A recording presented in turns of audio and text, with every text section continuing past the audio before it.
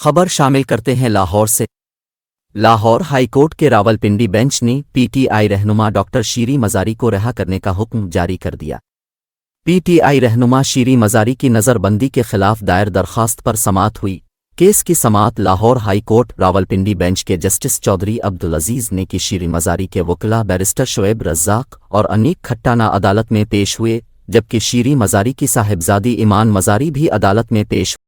عدالت نے حکم دیا کہ اگر شیریں مزاری کسی مقدمے میں نامزد نہیں تو ان کو دوبارہ گرفتار نہ کیا جائے، اور شیریں مزاری ڈپٹی کمشنر کے پاس بیان حلفی جمع کرائیں وہ آئندہ کسی ایسی سرگرمی میں شامل نہیں ہوں گی۔ میڈیا سے گفتگو میں ایمان مزاری نے کہا کہ میری والدہ کو ایک ہفتے میں 3 دفعہ گرفتار کیا گیا، لیکن آج عدالت نے میری والدہ کا دوسرا MPO آرڈر کالعدم قرار دیا۔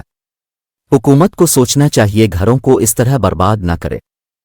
ایمان مزاری کا کہنا تھا کہ میرا پی ٹی آئی سے کوئی تعلق نہیں، لیکن افسوس کی بات ہے عمران خان کارکنوں اور لیڈرشپ کو بھول گئے۔